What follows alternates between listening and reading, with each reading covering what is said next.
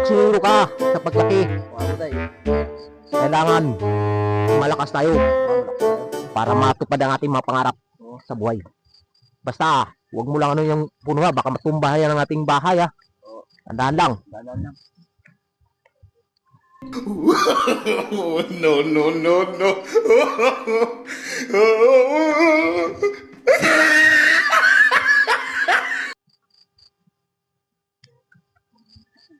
Anong ginagawa mo?